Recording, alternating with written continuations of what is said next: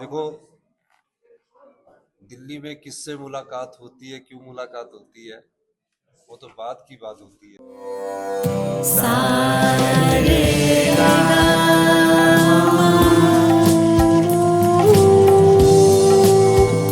तुम लोगों को पता होना चाहिए कि साथ पढ़ने, उठने, बैठने, खेलने या साथ में गाना सीखने से एचआईवी नहीं फैलता। इसलिए एचआईवी स्टेटस के कारण भेदभाव अब नहीं चलेगा।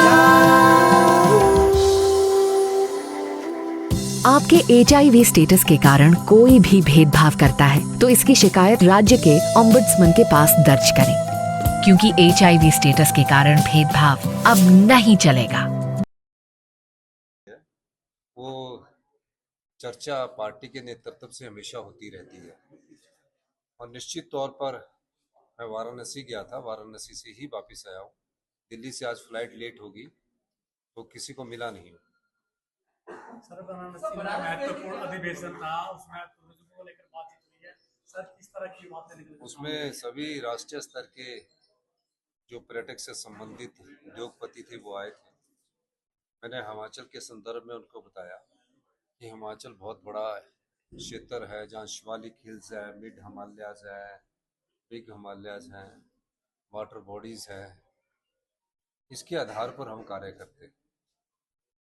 निश्चित रूप से जब ये कार्य चलता है और इसका कैसे शोषण किया जा सकता है, कैसे इसमें इन्वेस्टमेंट की जा सकती है, कैसे इसको आगे बढ़ाया जा सकता है, नए जो क्षेत्र है उसको कैसे एक्सप्लॉइट दोहन किया जा सकता है, शोषण नहीं दोहन किया जा सकता है, उस संदर्भ में मेरी बात हुई।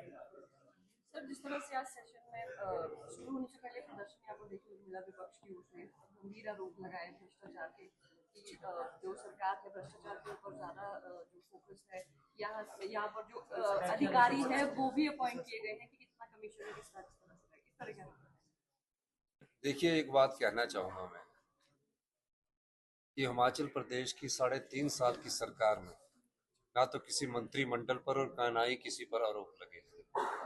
आज मैं प्रदर्शन देख रहा था, उस प्रदर्शन पर मैंने ये पाया कि भारतीय जनता पार्टी वाले आकर ब्रीफ केस लेकर आए। अब मैंने सोचा ब्रीफ केस लेकर क्यों आए, ये अटैची वाली बात कहाँ से आई है। आपको पता होगा जब 9 विधायक बिके थे उस समय ये अटैची की बात आई थी। अब मुझे लगा कि वो खाली अटैची लेकर क्यों आ गए, क्योंकि जो पैसे दिए थे वो तो बिक खत्म हो गए। अब ये खाली अटैची लेकर आए। हमारे पर उंगली वो उठाए जो ईमानदार हो, वो उंगली मत उठाए जो भ्रष्टाचार में दिखे हुए लोग हैं। भ्रष्टाचार में टैची बांटने का काम वो लोग करते हैं। निश्चित रूप से अटैचियों की परंपरा भारतीय जनता पार्टी ने शुरू की है। हम ईमानदारी से प्रदेश की सेवा कर रहे हैं और जिन्होंने अटैची भरे हैं वो जानते होंगे कि कैसे अटैची प्रदेश की संपदा को लूटकर भरा जाता है। तभी तो 9 विधायक बिके। वो अटैची तो दिए थे, मैंने बोला था ना अटैची में लेकर बिके है। अब अटैची खाली होने का नाटक रच रहे हैं। 1 साल पहले ईडी ने नदौन में छापा मारा था जब विधानसभा के चुनाव थे। 1 साल तक एक व्यक्ति को जो कि मेरा समर्थक था उसको अरेस्ट किया गया था। मेरे ब्रदर के वहां की जमीन को भी छानबीन की गई थी, तब तो इनको कुछ नहीं आया। और आज भी ईडी इनके पास है, सीबीआई इनके पास है। हमारा दामन तो पाक सामन है। अटैचियों की जरूरत उनको पड़ती है जो कस्टमाइज पैकेज लाते हैं।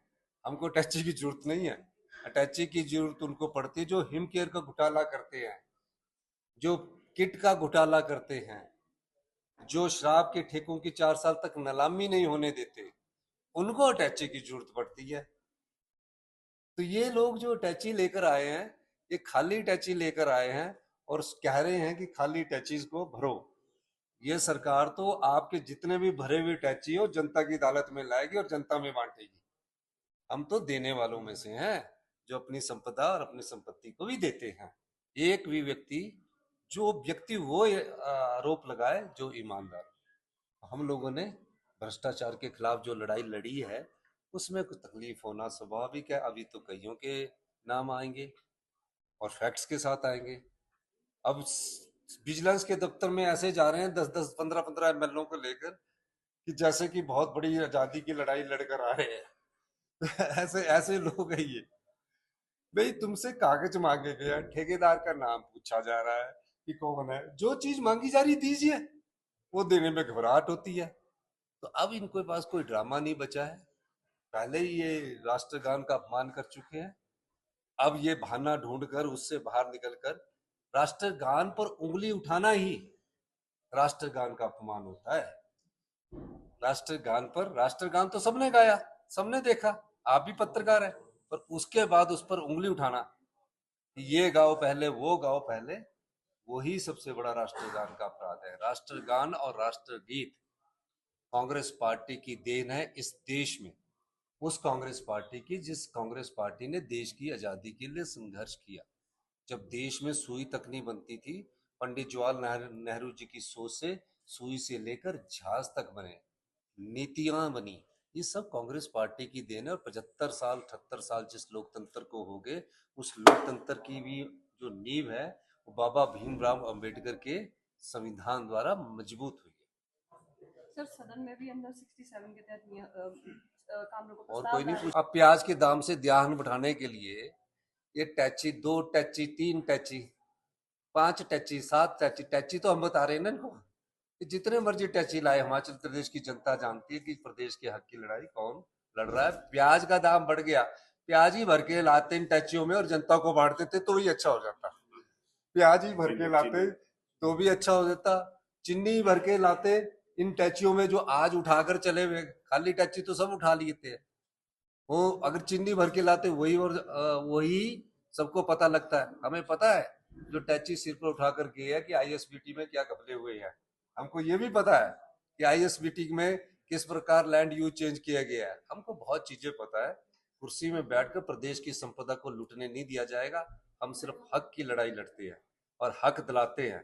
जो हक की लड़ाई लड़ता है ना, वो 401 करोड़ वाइल्ड फ्लावर हाल से नहीं जीतता, और 150 करोड़ रुपया साल का जेएसडब्ल्यू, 1.5 साल तक उसमें सरकार ने अपील नहीं की और हाई कोर्ट से हम हार गए, फिर सुप्रीम कोर्ट गए। ये सब चीजें जो है महंगाई से ध्यान भटकाने के लिए, जो चीनी महंगी हुई है E20 के कारण, उससे ध्यान भटकाने के लिए लाई गई है। सर राहुल गांधी जी से क्या बात हुई है? अभी कोई बात नहीं राहुल गांधी जी से, कैबिनेट को लेकर सर हो गया, विस्तार को लेकर अभी ऐसी बात नहीं हुई और ना अभी कोई ऐसी खास मीटिंग हुई। सुंदर सिंह ठाकुर जी का इंतजार बढ़ेगा सर? वो बना रहे हैं जिनके भारतीय जनता पार्टी ने 2017 में चार्जशीट में नाम लिए थे, हमने एक्शन लिया तो पूरी बीजेपी इकट्ठी होगी। सुधीर शर्मा के खिलाफ 2017 में भारतीय जनता पार्टी की चार्जशीट में लिखा गया, राजेंद्र राणा के खिलाफ 2017 में भारतीय जनता पार्टी की चार्जशीट में लिखा गया, वो मेंबर है। हर्ष महाजन जी के खिलाफ कोऑपरेटिव बैंक के मामले में 2017 की चार्जशीट में लिखा गया है, सबके खिलाफ 2017 की चार्जशीट में लिखा गया है। अगर हमने एक एक्शन लिया तो आज पूरी बीजेपी उनके पीछे चली है, पर पट चली इसलिए नहीं, 5 गुटों में बटी हुई है बेचारे।